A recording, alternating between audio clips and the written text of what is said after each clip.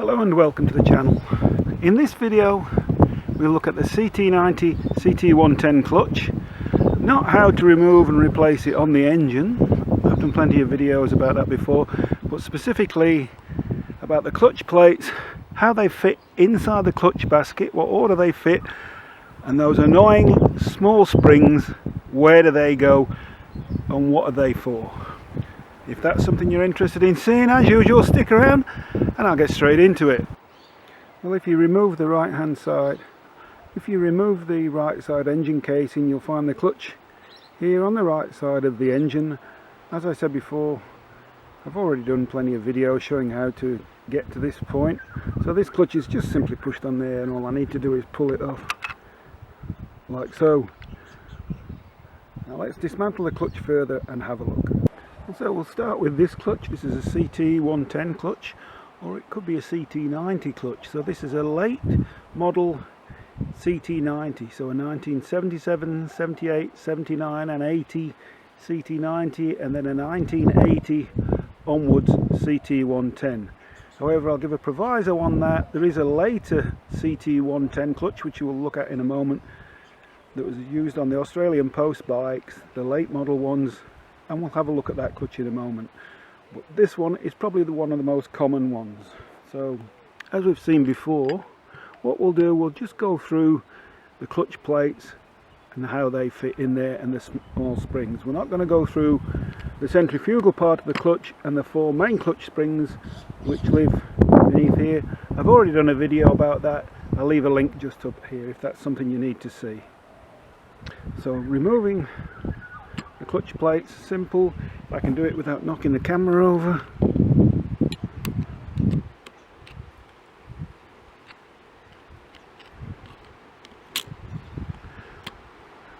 Remove the snap ring. And the quickest way to remove the whole clutch pack is to simply lift it up like that. But be careful when you do that. If your clutch is being assembled in a slightly different way, the small clutch springs may be lost. So keep an eye out for those. And let's just take the bottom plate out. We'll move this to one side.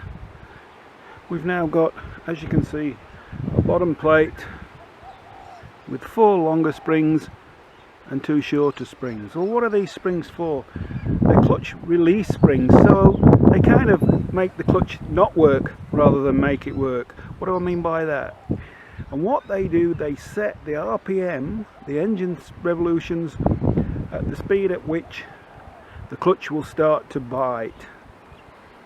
And also when the engine's idling, they will separate the clutch plates, stop the clutch from dragging or sticking or binding, and also prevent the plates from vibrating, chattering, causing wear. So let's remove all the plates. I'll move the clutch centre to one side, and what we've got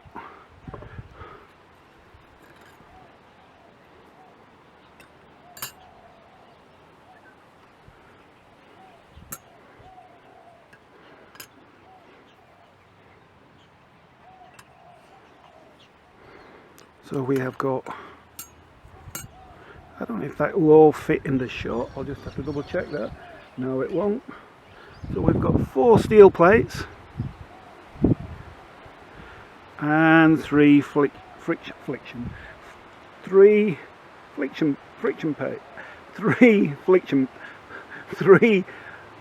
plates. Well, I've removed the engine out of the way, and hopefully we can see slightly better.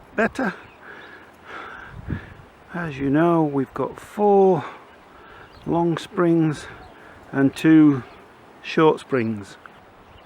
The reason I'm doing this video is because there seems to be some confusion as to which way the plates fit and where do these springs fit. And you'll see someone will post a video, and then in the comments there'll be a reply, no, that's wrong, rah rah rah.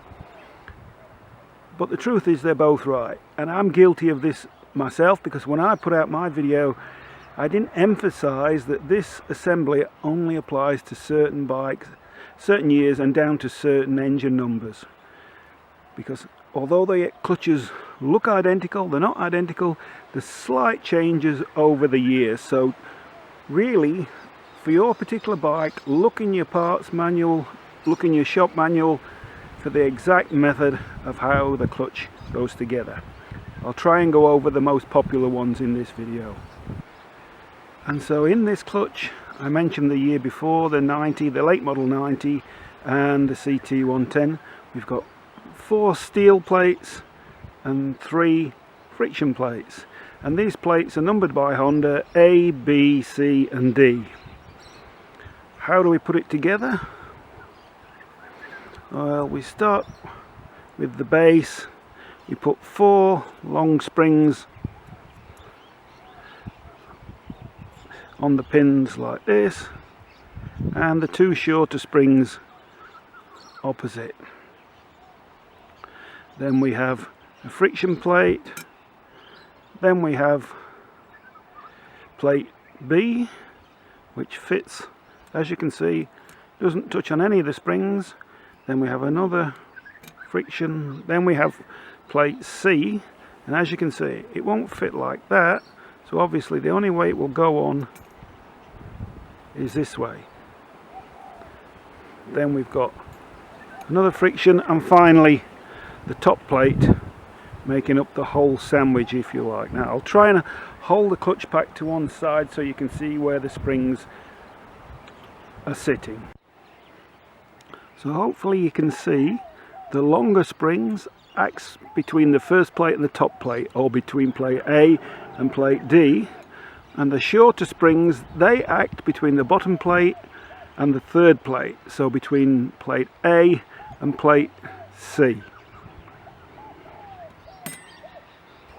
Now let's build this clutch into the clutch basket and show how it goes. Now let's zoom in slightly, see if we can get a good look at this. So on the 110 there'll be a thrust washer. I believe the 90s didn't have it. As I said, check in your spares book. So as we said, bottom plate, 4 long springs, 2 short springs. And don't forget, put the clutch center in. Then we have a friction plate. Then we have plate B, which has notches all the way around, so that simply drops down like so. Then another friction plate. Now obviously most people, you can measure the plates. Most people would simply, if you're going to all this trouble, the friction plates are inexpensive, you may as well simply replace the plates. And some people soak them in oil overnight. Do you need to? Maybe, I don't know. But what I do is I just make sure there's oil on there anyway. It's entirely up to you. So now we go on to this one. There we go. Plate C, another friction, then the top plate, and finally the snap ring. I've refitted the snap ring and the usual checks. The clutch will turn clockwise but won't turn anti-clockwise, and if we press slightly on there, yes, it will turn anti-clockwise, so that seems to be assembled correctly. Now there's one thing while we're looking at this, the snap ring. Where do the ends of the snap ring fit? Does it make any difference? Yes it does, and instead of just me saying yes it does, I'll show you exactly what the difference is. So as you can see here on this square cutout, there's more room for the snap ring to expand than there is in this smaller arched cutout. Earlier snap rings only had one ear. I originally thought that it broken off, but a viewer commented and said no, that's how they came from their factory. I checked in the manual and he was right. So some of the earlier ones only had one ear on the end. It's not snapped off, so it doesn't really make quite as much difference like that. But especially on these snap rings with 2 ears, it's important to put it in the space, the ends in the larger space. Well, let's have a look at a clutch where I've put the snap ring in a different spot. So as you can see, let's see if I can zoom in. So I've put the ends in this smaller space, and what it does, it holds the ring in closer, and it doesn't fully seat. You can see there it's not fully seated, but the ears can't move any further out. So if I press, you can see, look, the snap ring can be moved. So it's in, but it's only just in. And I believe there's been cases where people have had this ring come off when they're riding their bike, and I think the reason for that is because the ends have been placed here. So let's dismantle the clutch and I'll show you a bit more detail about that. So with the clutch pack removed, let's just have a look at the difference. So if we put it in there, you can see the snap ring can't expand any further, and this is barely into the retaining groove there, so not a good idea. If we put it in where there is the larger notch,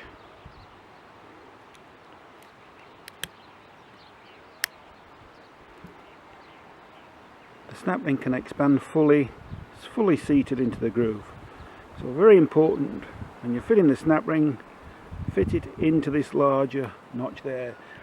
And as I said before, so that method of assembly applies to clutches on CT90s, 77, 78, 79, 80 and 110s from 1980 onwards. Probably in the States, that's all you would need to know. But if you've got an Australian bike, a late model bike, this is a clutch off a late model bike, commonly referred to as a 12-volt bike, but that's a bit of a misnomer, but that's the common name. And let's have a look at the difference.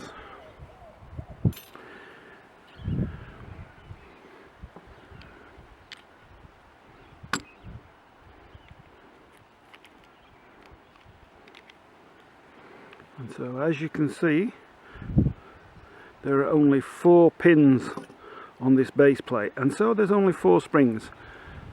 So this clutch is much easier to assemble, less to think about. So let's have a look.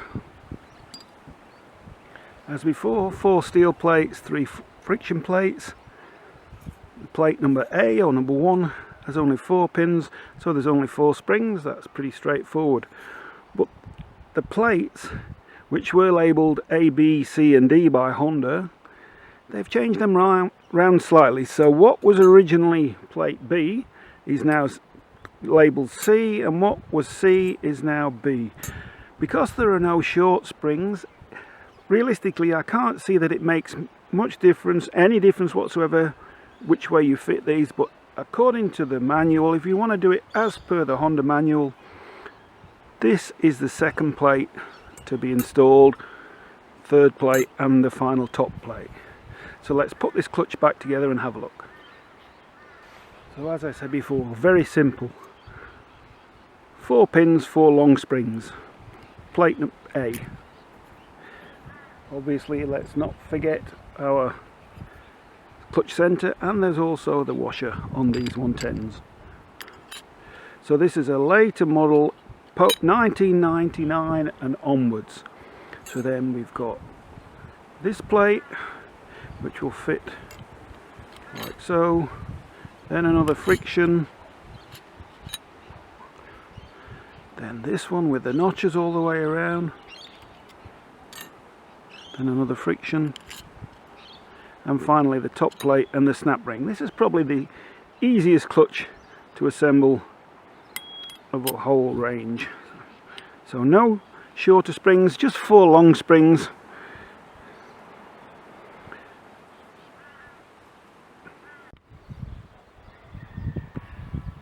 So when the overhead cam alloy cylinder head engine came in, I believe it was 1966, they increased the pins from 4 to 6. And this is where the confusion starts, because what happens in some of these variants, they didn't use a top plate like this, that came in later. What they did, the plate what we would call C, they had two of those and one was used as the top plate. You have to double check in your manual and with your engine number to see exactly what plates your engine has got fitted. And so what they did with these, you can't fit the two short springs straight away, so we've got four long springs, and then what they did, what we would say plate B became plate C became plate B, and then the short spring fits on top of that. So then the plate with the notches all the way around.